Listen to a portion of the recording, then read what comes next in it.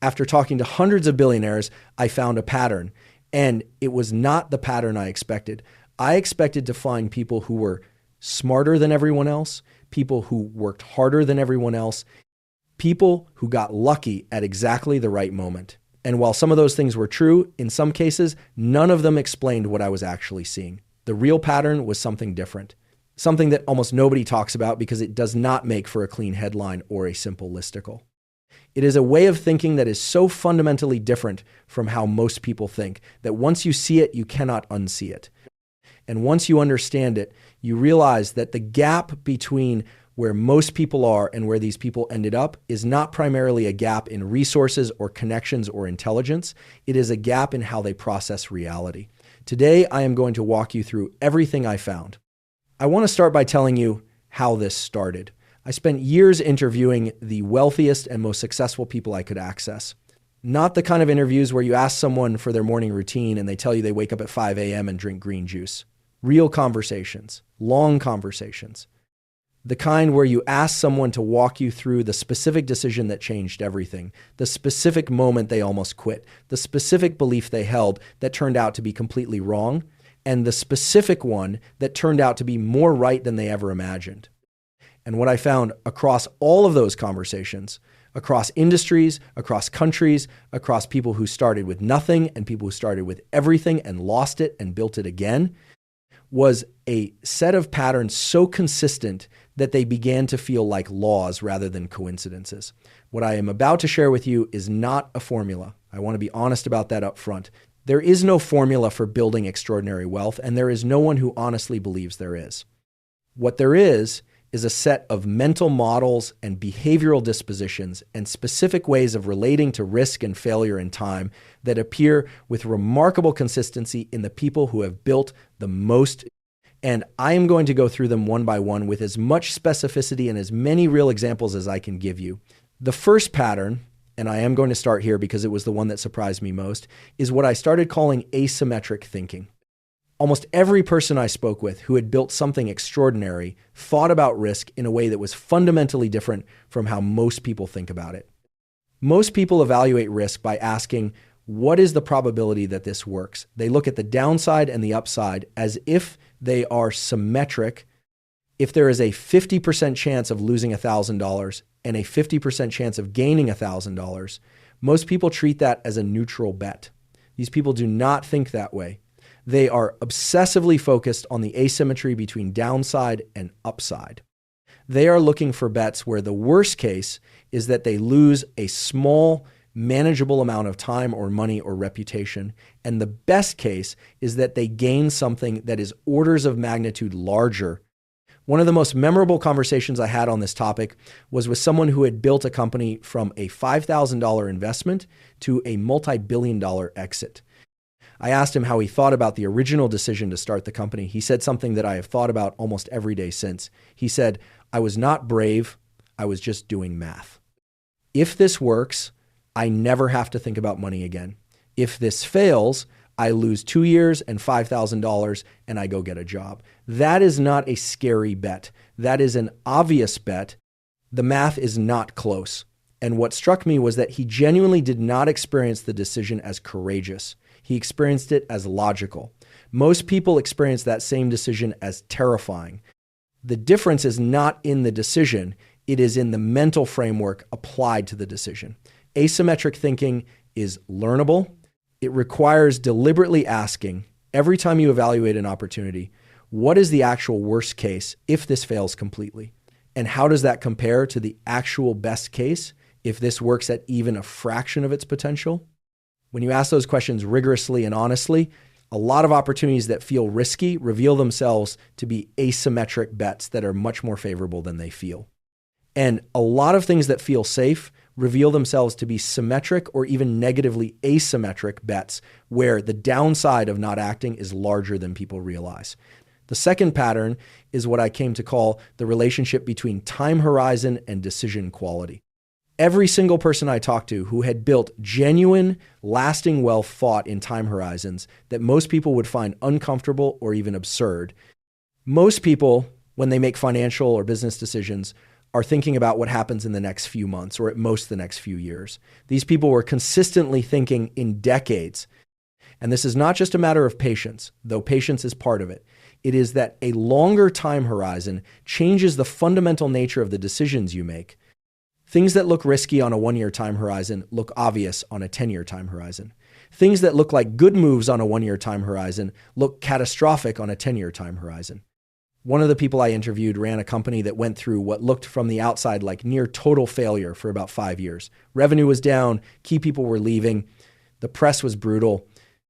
And during those 5 years, this person was calm in a way that confused everyone around them. I asked about it. The answer was simple. I know something about this industry that is not yet visible in the data. I know where it is going in 10 years. And everything I am doing right now is positioning us for that future, not optimizing for the present. 5 years later, the company was worth 50 times what it had been worth at what everyone had called its low point. That is not luck.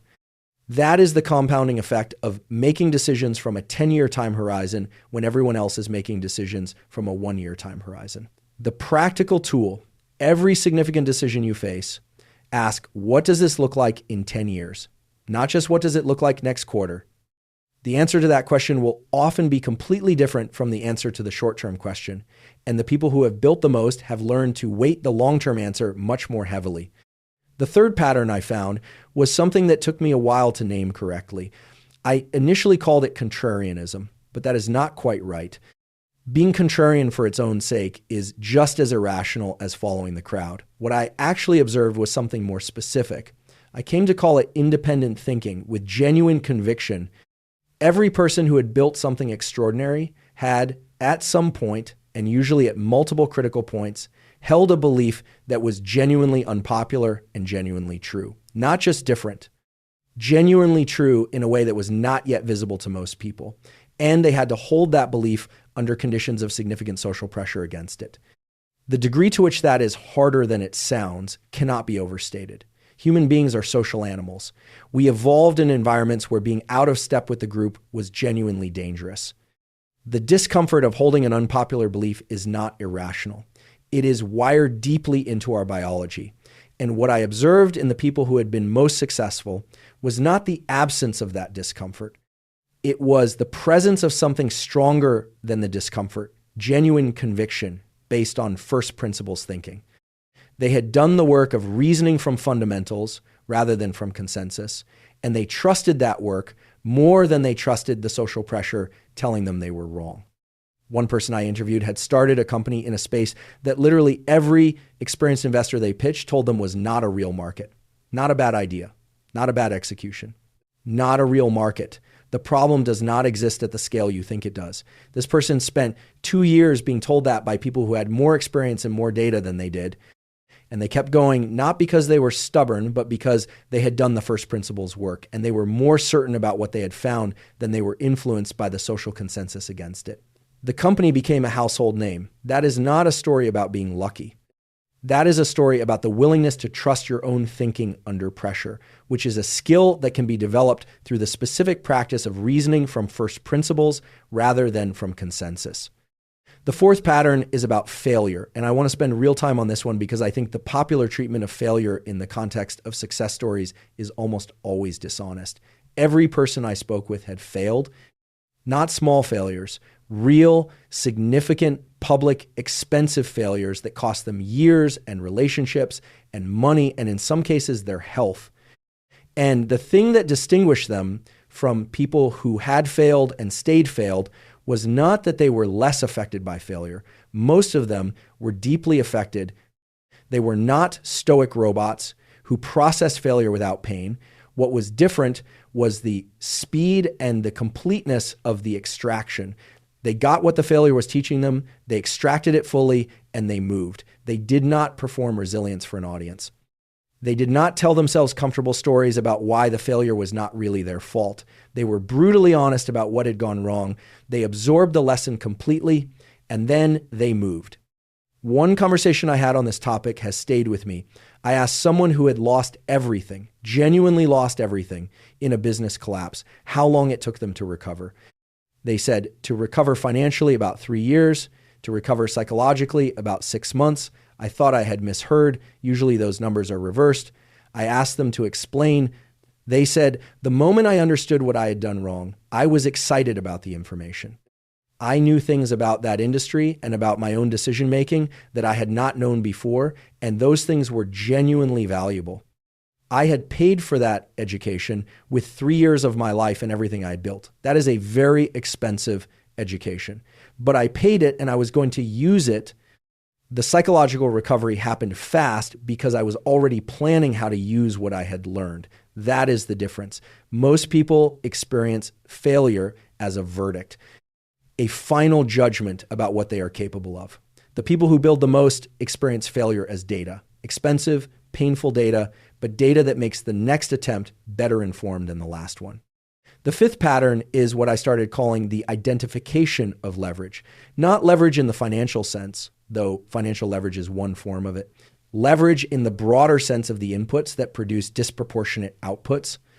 The most consistently successful people I spoke with were obsessed with identifying where small amounts of the right kind of effort, capital, or attention could produce dramatically outsized results. And they were equally consistent in their refusal to spend time on things where the input-output ratio was unfavorable, regardless of how those things looked from the outside. This sounds obvious, but most people in practice allocate their time and energy based on urgency rather than leverage. The urgent thing gets done, the high leverage but non-urgent thing gets deferred. And over time, that deferral compounds into a massive allocation error. One person I interviewed had a rule that they applied to every week of their working life.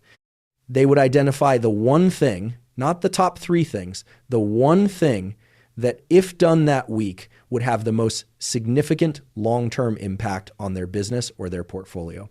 And they would do that thing first before anything else, before responding to emails and before taking meetings and before dealing with whatever crisis had emerged since the last time they did this exercise. Not everything else got ignored, but the high leverage thing got protected. And over 20 years of doing this, the compounding effect of consistently acting on the highest leverage opportunities rather than the most urgent ones had produced something that looked from the outside like extraordinary luck, but was actually extraordinary consistency of prioritization. The sixth pattern is about relationships, and it is one that I did not expect to find as consistently as I did, because the popular image of extreme success often includes a certain degree of ruthlessness in personal relationships. What I actually found was almost the opposite.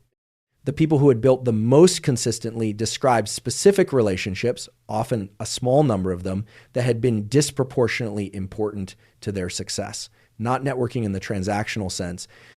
Genuine relationships with people whose thinking they deeply respected and whose honesty they could rely on. And what made those relationships work was something specific. Every person described a small number of people in their lives who would tell them the truth when the truth was uncomfortable. Not people who agreed with them. People who had their best interests genuinely at heart and who would not allow social niceties to prevent them from saying what they actually thought. Those relationships are extraordinarily rare. Most people are surrounded by people who will soften their feedback, who will emphasize the positive, who will tell you what you want to hear, because telling you what you need to hear is uncomfortable and risks the relationship. Finding people who will tell you the truth and maintaining those relationships over time is one of the most high leverage things any person can do for their long-term development and their decision quality. And the other side of this is equally important. Consistently being the person who tells the truth, even when it is uncomfortable, is what earns you the relationships with other truth tellers. The people who will give you honest feedback are drawn to people who give honest feedback. It is a self-selecting ecosystem that you can either choose to be part of or not. The seventh pattern is about the relationship to money itself. And this one surprised me the most because it contradicted almost everything in the popular narrative about wealthy people. The people who had built the most did not, for the most part, care about money in the way that most people assume they do. They were not primarily motivated by accumulation for its own sake. What I found consistently was that the money was a byproduct of something they were genuinely absorbed in, a problem they genuinely wanted to solve, a capability they genuinely wanted to develop, a mission they genuinely believed in. And the money followed that genuine absorption in a way that would not have followed the pursuit of money directly. This is counterintuitive, and it is also one of the most consistent findings across every conversation I had.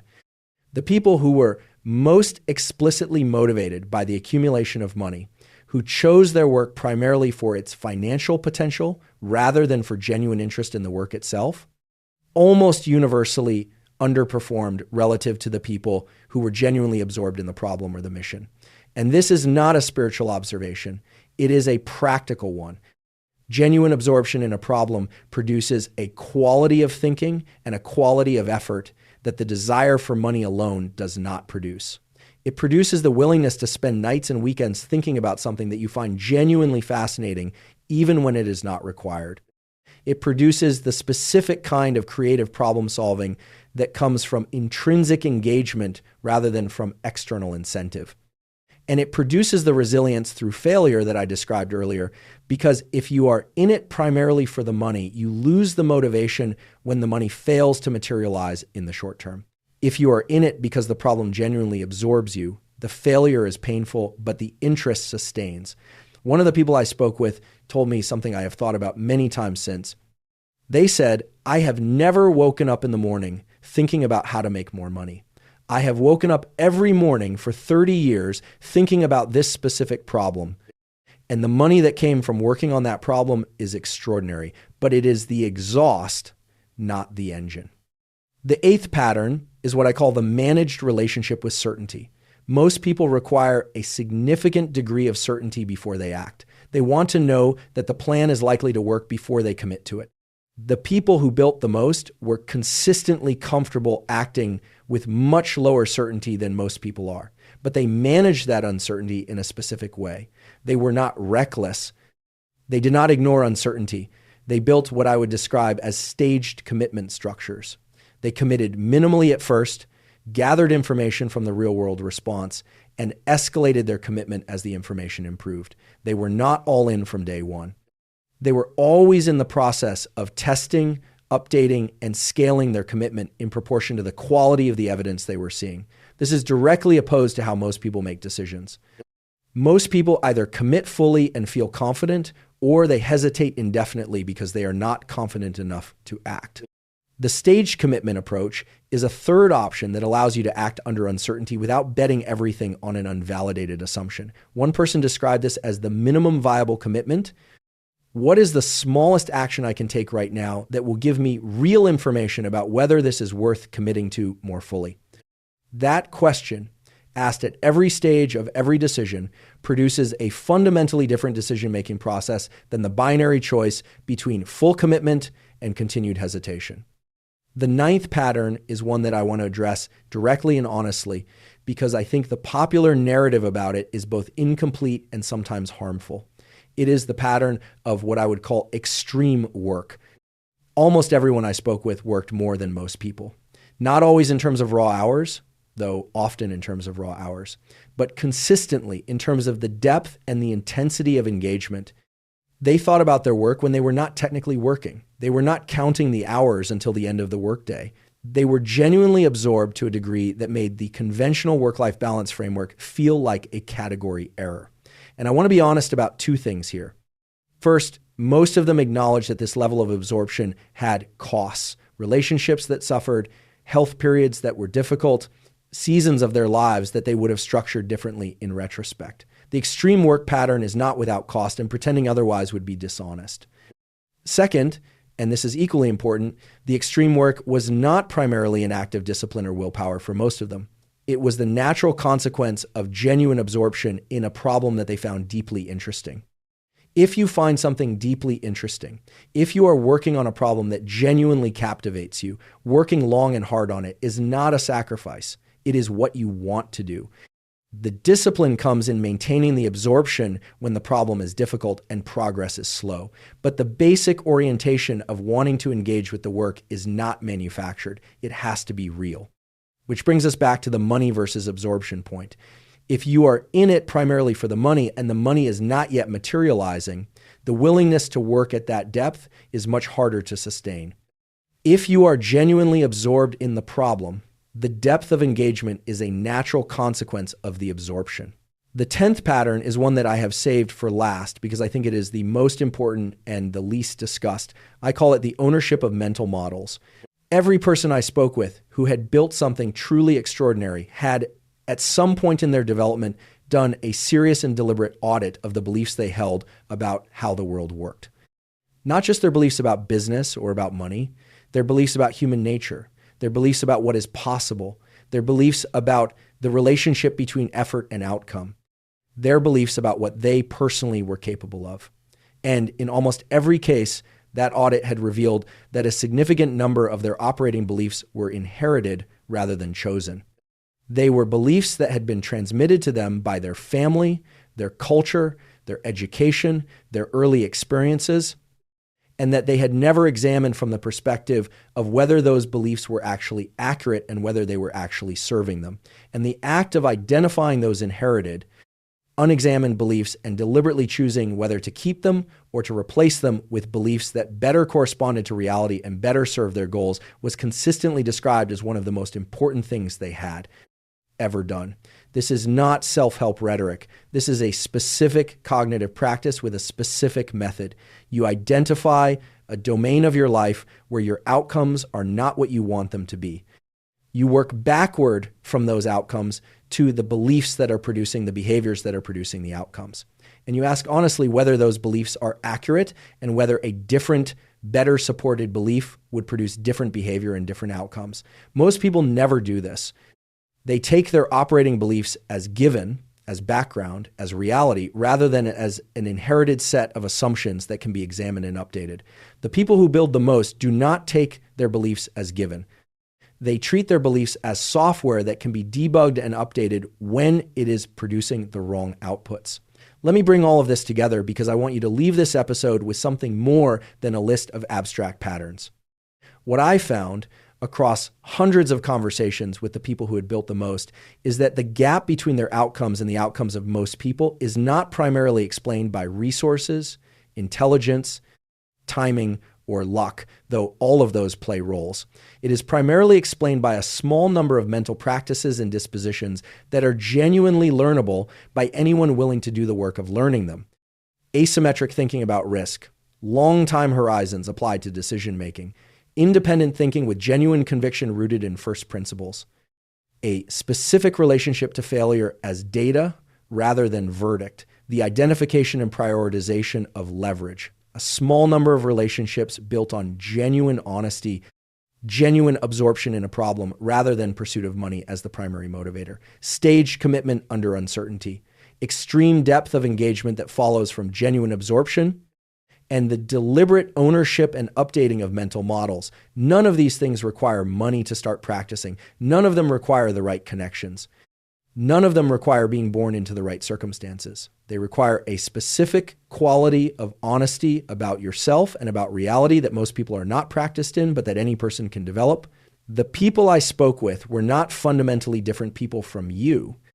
They were people who had, through some combination of circumstance and choice, ended up practicing these ways of thinking and operating over long periods of time until those practices became their default.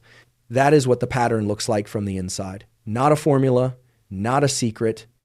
A set of practices applied consistently over time that compound in ways that eventually look like extraordinary outcomes. If there is a single thing I want you to take from today, it is this. The beliefs you hold right now about what is possible for you and about how the world works are not facts. They are hypotheses. They may be accurate hypotheses, but they are hypotheses that can and should be examined with the same rigor you would apply to any other hypothesis. The people who built the most did not have different raw material. They had a different relationship to their own beliefs. They were willing to question what most people accept. And from that questioning came the specific insights and the specific courage and the specific persistence that produced everything else. That willingness starts with a question. What do I believe right now about money, about risk, about what I am capable of that I have never actually examined? And what would happen to my decisions and my trajectory if I found out that one of those beliefs was wrong? Start there, and thank you for your time. I want to go deeper on several of the patterns I described because I think they deserve more specific treatment than I gave them, and because the specificity is what makes them actionable rather than merely inspirational. Let me start with the morning practice. I know that sounds like a cliche. Every article about successful people mentions morning routines, but what I actually found was not what gets written about in those articles. The people I spoke with who had the most structured and intentional mornings were not doing it for productivity reasons in the conventional sense. They were not trying to check more things off a list before breakfast. What they were doing was protecting the quality of their thinking before the reactive demands of the day consumed it. The brain's most creative and most rigorous thinking tends to happen in the earlier hours of the day. For most people, before the prefrontal cortex has been depleted by a morning of decision-making and social interaction. The people who understood this were using those early hours for the work that required the most clarity and the most originality, the work on the highest leverage problems. And they were explicitly protecting those hours from meetings, from email, from phone calls, from anything that shifted them into reactive mode. One person I spoke with described their morning as sacred in a tone that was not metaphorical. They meant it functionally. The first 3 hours of my day are when I do the most important thinking of my week. If I let that time get consumed by other people's priorities, I have given away the most valuable resource I have. The asset I am most interested in protecting is not money. It is those 3 hours of clear thinking every morning. I thought about that conversation for weeks after it happened. What was equally notable was what these people were deliberately not doing in the morning. Most of them described a conscious choice to delay engagement with their phones and with news and with social media until after their protected thinking time was complete. Not because they were not interested in what was happening in the world, but because they understood that beginning the day in reactive mode, responding to the inputs that other people and the world had generated, meant beginning the day in a mental posture of responsiveness rather than initiative. And the mental posture you establish in the first hour of your day tends to persist. Start the day reacting, and you tend to spend the day reacting. Start the day creating and thinking from your own agenda, and you tend to sustain that orientation longer into the day. The simple practice of protecting the first 90 minutes to 3 hours of your morning for your highest priority, highest leverage thinking, before engaging with any external inputs, was described by more people I interviewed as transformative than almost any other single practice. It is also one of the simplest to implement. You do not need to wake up at 4 a.m. You do not need an elaborate ritual. You need to delay the moment you open your phone and use that time for the thing that matters most to your 10-year goals. Let me go deeper on the risk assessment pattern because I think I described it abstractly and it deserves concrete treatment. The most common error I observed in how most people think about risk is what I would call the conflation of uncertainty with danger. Uncertainty and danger are not the same thing. Uncertainty simply means you do not know what will happen.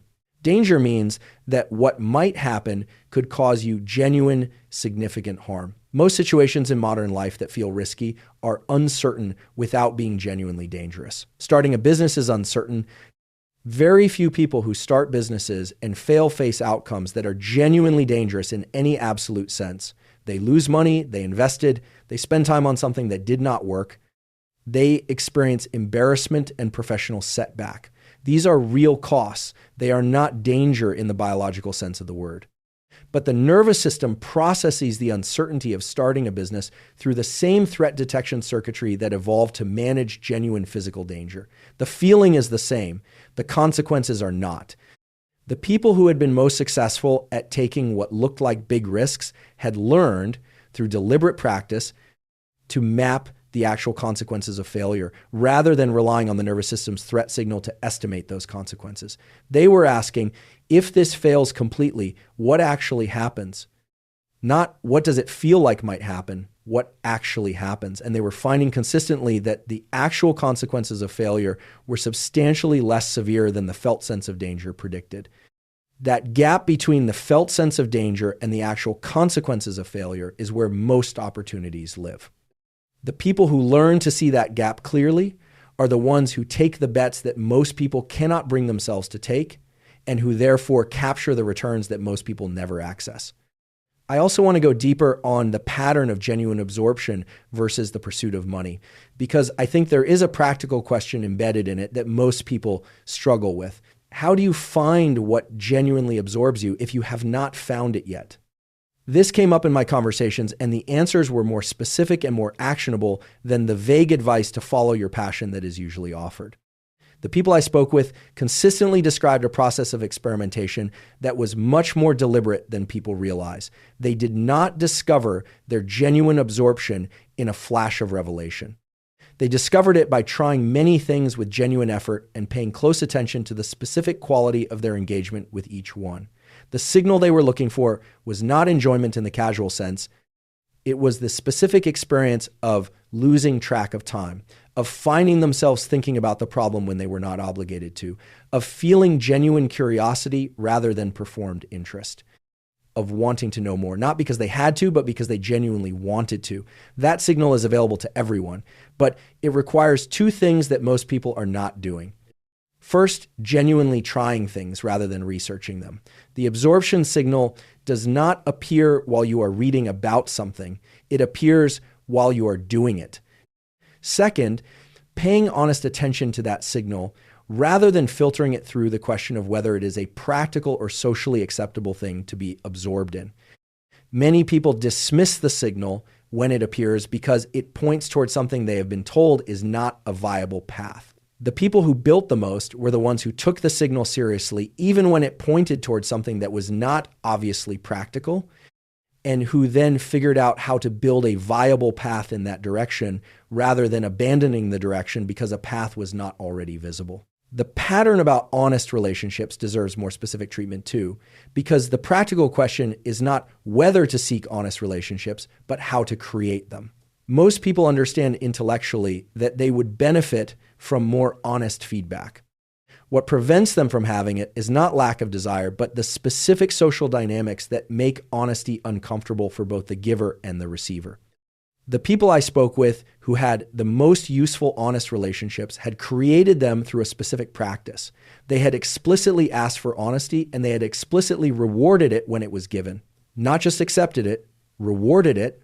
They had created a consistent pattern where the people around them had learned through experience that giving honest feedback, even when it was critical, did not damage the relationship. That it was received without defensiveness, that it was genuinely considered, and that the person giving it was thanked rather than resented for it. That consistent pattern over time changed what the people around them felt safe to say. It shifted the dynamic from one in which social niceties filtered what people actually thought to one in which people felt genuinely safe to say what they actually thought. And that shift in what the people around them felt safe to say was one of the most valuable things these people had created. Not a business, not a financial structure, a social environment in which the truth could be spoken. One person described it as their most valuable asset, more valuable than the investment portfolio, more valuable than the company. The ability to get honest feedback from people who knew them well enough to give it and trusted the relationship enough to risk it. Let me address something that I deliberately left out of the main section because I wanted to address it separately with the care it deserves. The pattern of failure as data, which I described earlier, is real, and I believe it is one of the most important things I found across these conversations. But I want to be careful not to make it sound easier than it is. The people I spoke with were not unaffected by failure. Some of the conversations I had about failure were among the most emotionally intense I have ever had. People who had lost everything they had built over a decade described that experience with a rawness that did not diminish with time. The loss was real. The pain was real. The specific grief of having invested years of your life in something that collapsed was not processed quickly or easily. What distinguished these people from people who had failed and not recovered was not the absence of that pain. It was the presence, alongside the pain, of genuine curiosity about what had happened. The grief and the curiosity coexisted, and the curiosity did not eliminate the grief, but it gave it somewhere to go. It gave it a productive channel. The question of what exactly had gone wrong, honestly answered, produced insights that were genuinely valuable and that the next attempt was built on. The grief was the appropriate response to the loss. The curiosity was what prevented the grief from becoming the final word. That combination, grief and curiosity coexisting, is what I would describe as the healthy relationship to failure. Not the absence of feeling, but the presence of genuine investigation alongside the feeling. There is one more pattern I want to add that I did not include in the main list, and I want to add it here because I think it is underappreciated. I will call it the practice of extreme ownership of outcomes. Not extreme ownership in the sense of taking blame for everything. Extreme ownership in the sense of genuinely resisting the attribution of outcomes to external causes. Every person I spoke with who had built something extraordinary had developed, either through deliberate practice or through the experience of repeated failure, a strong disposition toward asking what they had contributed to any outcome, good or bad, before asking what external factors had contributed. This is harder than it sounds because the human mind has a very strong and very automatic tendency to attribute positive outcomes to our own actions and negative outcomes to circumstances. It is one of the most robust findings in all of psychology. The self-serving attribution bias is universal and it is strong. The people who overcame it, who genuinely asked, what have I done or not done that contributed to this outcome, before looking at external factors, consistently made better decisions on the next attempt than the people who did not. Because the internal attribution, what did I do, is the only attribution that produces information you can act on. The external attribution, it was bad luck, it was the market, it was the people who did not support me, may be accurate, but it does not produce actionable information. It produces a sense of having been wronged and a disposition to wait for better external circumstances rather than changing your own actions. The people who built the most did not wait for better circumstances. They changed their actions based on what they had learned from honest internal attribution of prior outcomes. That practice, sustained over years, produces a fundamentally different trajectory than the alternative. I want to close with something that I think is the most honest and the most important thing I can say after having had all of these conversations. None of these people were complete. None of them had figured everything out. None of them were at peace with everything they had done or not done in the building of what they had built. They had costs, personal costs that were sometimes significant, seasons of their lives that they would have lived differently, relationships that paid the price for the intensity of their focus. Most of them, when I asked what they would do differently, gave answers that were more personal than professional, more about how they had treated the people around them than about any business decision. The narrative of extraordinary success as unambiguous triumph is not what I found in these conversations. What I found was something more complicated and more human. People who had pursued something with enormous intensity and achieved extraordinary things professionally, and who were still in the process of figuring out how to make the rest of their life make sense alongside those professional achievements. That complexity does not diminish the value of the patterns I described. Those patterns are real and they are learnable and they do produce extraordinary outcomes if applied consistently over time. But I would be dishonest if I presented the life that those patterns produce as simply and straightforwardly better. It is bigger, it is more impactful, it is more financially successful by any measure. Whether it is better is a question that depends on what you most value, and that is a question that only you can answer. The people I spoke with had made a choice, often an implicit one, to prioritize a specific kind of achievement over a specific kind of balance. Most of them, in the conversations I had, were thoughtful about that choice, in retrospect, in ways they had not been when they were making it. That thoughtfulness is itself worth learning from, not as a reason not to pursue what matters to you, but as a reminder that the pursuit that produces the most by one measure does not automatically produce the most by every measure. And knowing that going in is better than discovering it later. Thank you for your time today. There are several more things I want to address from what I found in these conversations because I think the full picture is richer and more nuanced than the 10 patterns I outlined. One of the things that came up repeatedly and that I found genuinely surprising was the relationship these people had with boredom, not their absence of boredom, their specific relationship to it. Most successful people in the popular narrative are described as being constantly busy, constantly stimulated, constantly doing. What I found was different. The people who had built the most were often unusually comfortable with extended periods of unstructured time. Not because they were lazy, because they had learned that some of their most important thinking happened during what looked, from the outside, like nothing. Long walks without a destination. Extended periods of reading without a specific goal. Time and nature with no agenda. Conversations that were not designed to produce anything. And the reason this matters is that the most valuable insights I consistently heard about, the specific connections between ideas that produced the breakthroughs, the pivots that saved failing companies, the new approaches that unlocked growth that had stalled, almost never happened during a structured work session. They happened during the apparently unstructured time. The neuroscience of this is actually very well established, though these people had arrived at it empirically rather than scientifically. The default mode network, the brain's activity during apparently resting or unfocused states, is when the brain makes the long-distance connections between disparate ideas that focused analytical thinking cannot reach. You literally cannot force the insights that come from the default mode network. You can only create the conditions that allow them to arise.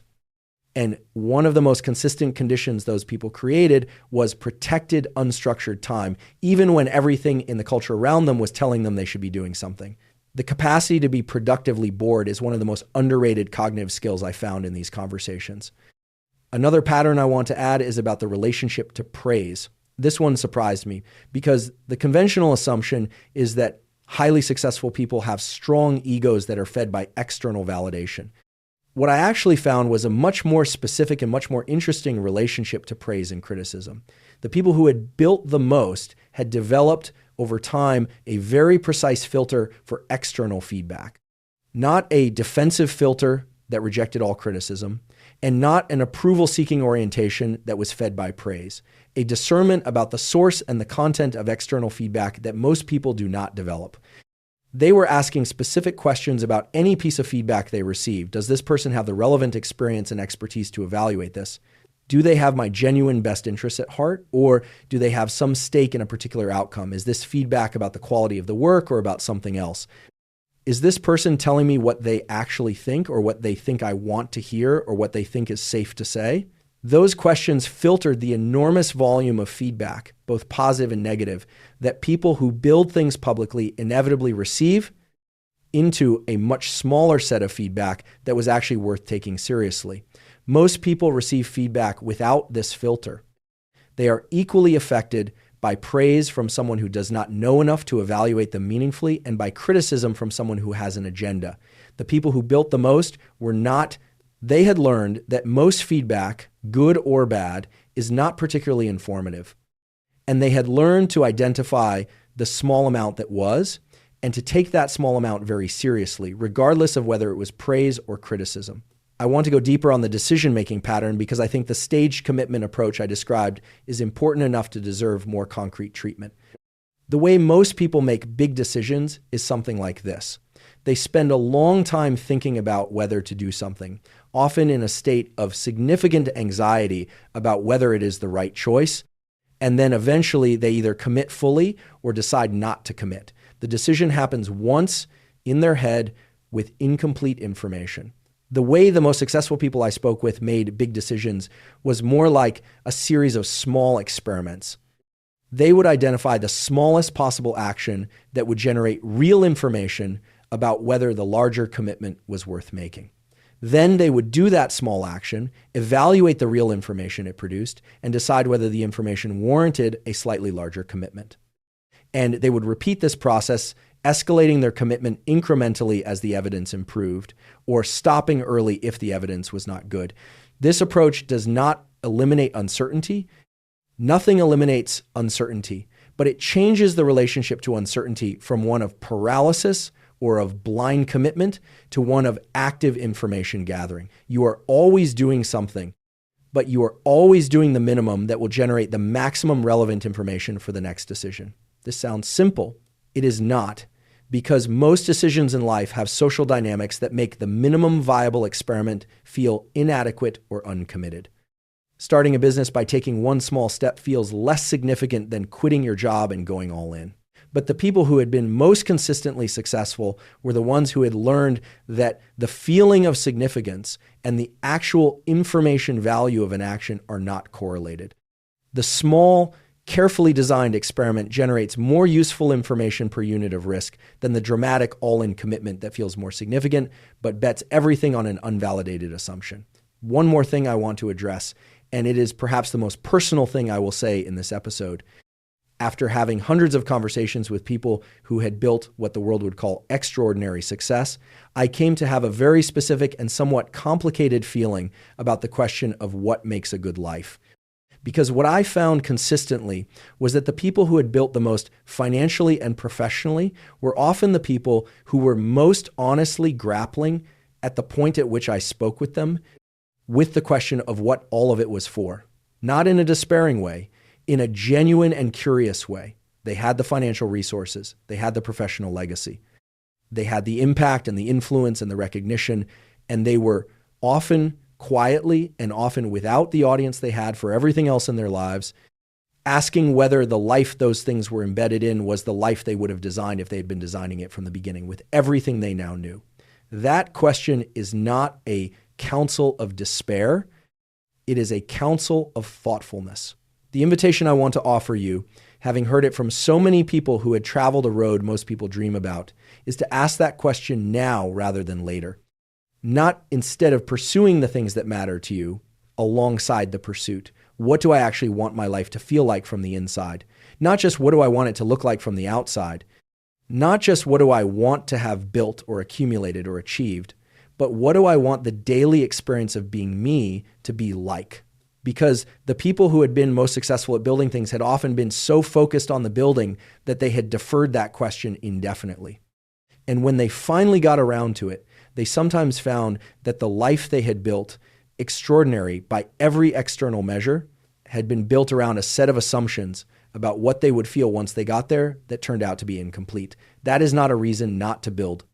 It is a reason to ask the question alongside the building rather than instead of it or after it. The best version of the patterns I described today is one in which the building and the asking happen simultaneously, where you are building something that genuinely matters to you, using mental models and practices that maximize your probability of success, and simultaneously remaining honest about what you actually want the inside of your life to feel like.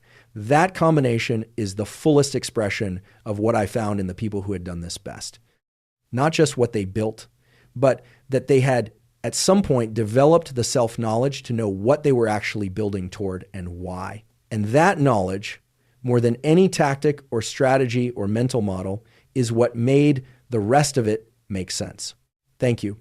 I hope something in what I shared today is useful to you, not as a formula, as a mirror, something to look at honestly and to ask, what do I believe? What do I do? And what would I change if I genuinely understood what was possible from where I am right now?